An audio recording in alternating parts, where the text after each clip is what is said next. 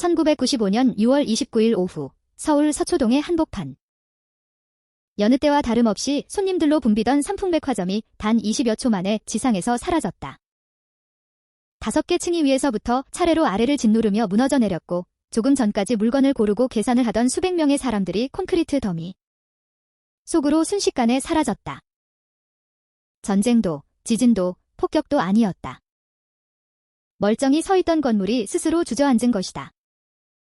대한민국 건국 이래 단일 건물 붕괴로 가장 많은 인명을 앗아간 참사, 삼풍백화점 붕괴는 그렇게 한여름 오후의 평범한 일상을 지옥으로 바꿔 놓았다.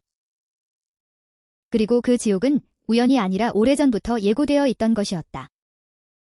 그날의 붕괴는 하늘이 내린 재앙이 아니라 사람이 쌓아 올린 탐욕이 무너져 내린 결과였다. 이 비극을 이해하려면 건물이 세워지던 순간으로 거슬러 올라가야 한다.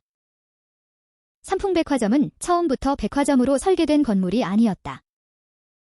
본래 이 부지에는 종합상가와 사무실이 들어설 예정이었고 건물은 그 용도에 맞춰 설계됐다. 그런데 공사 도중 시행사 측은 이 건물을 더 돈이 되는 백화점으로 바꾸기로 결정한다. 매장 면적을 넓히고 손님의 동선을 시원하게 뽑기 위해 건물의 무게를 지탱하는 기둥과 벽을 드러냈다.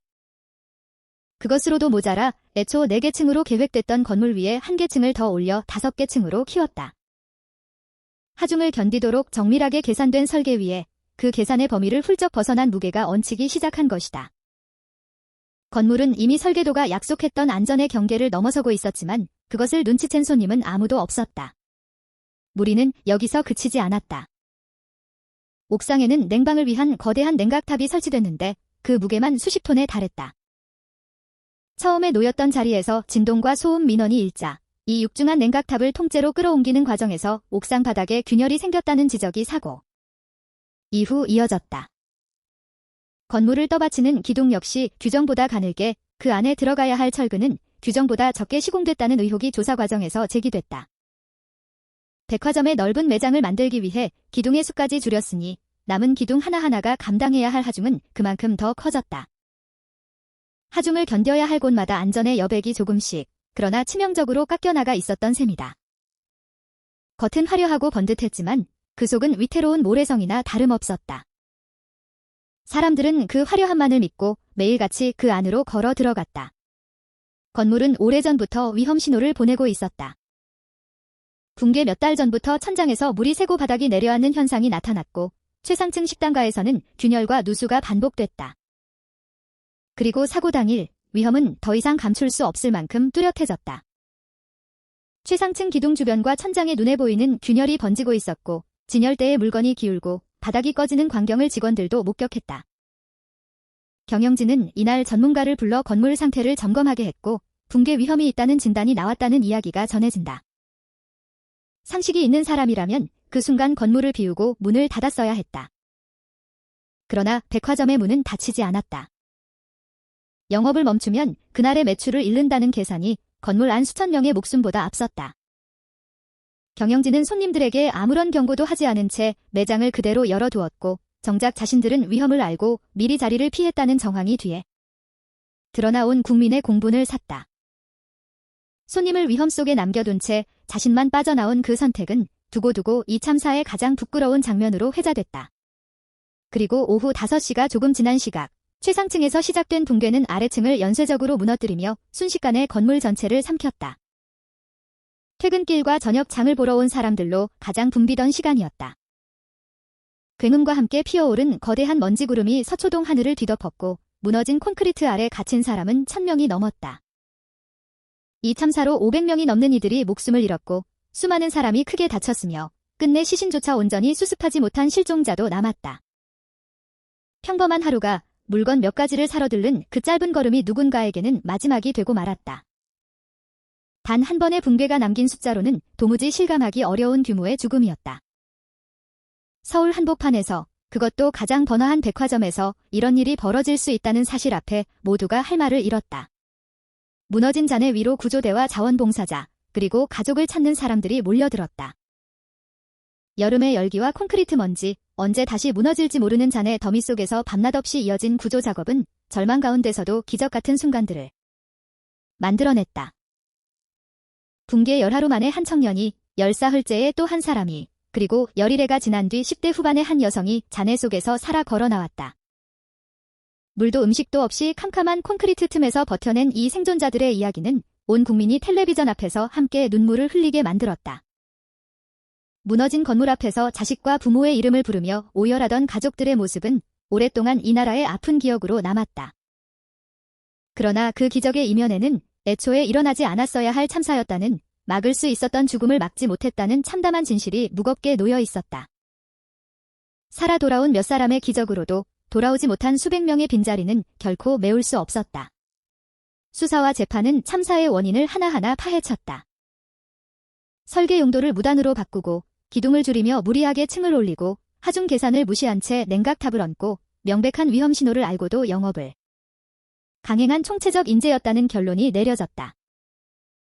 건물주의자 경영을 총괄했던 회장은 업무상 과실치사상 등의 혐의로 재판에 넘겨져 징역형을 선고받았고, 건축과 관리 과정에 얽힌 관계자들, 그리고 부실을 눈감아준 것으로 드러난 공무원들까지 줄줄이 법의 심판대에 올랐다. 용도 변경과 증축, 준공검사에 이르는 모든 단계에서 지켜졌어야 할 견제와 감독이 돈과 편의 앞에 무너져 있었음이 낱낱이 확인된 것이다.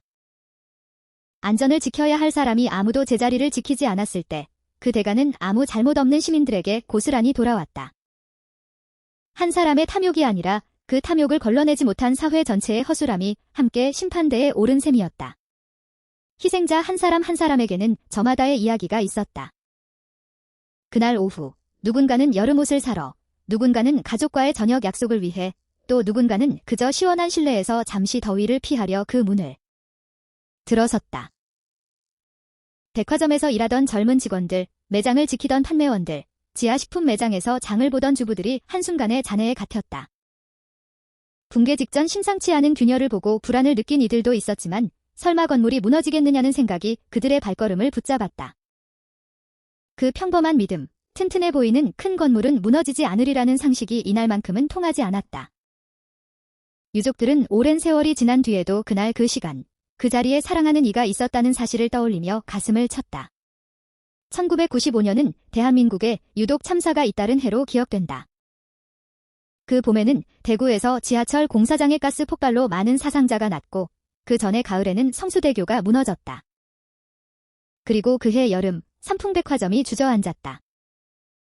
짧은 시간 안에 이어진 대형 참사들은 우연이라 보기 어려웠다. 그것은 나라 전체가 빠른 성장에만 몰두하며 안전이라는 기초를 소홀히 해온 세월이 한꺼번에 청구서를 내밀듯 터져나온 결과였다. 이 연이은 비극 앞에서 사회는 비로소 안전이라는 단어의 무게를 실감하기 시작했다.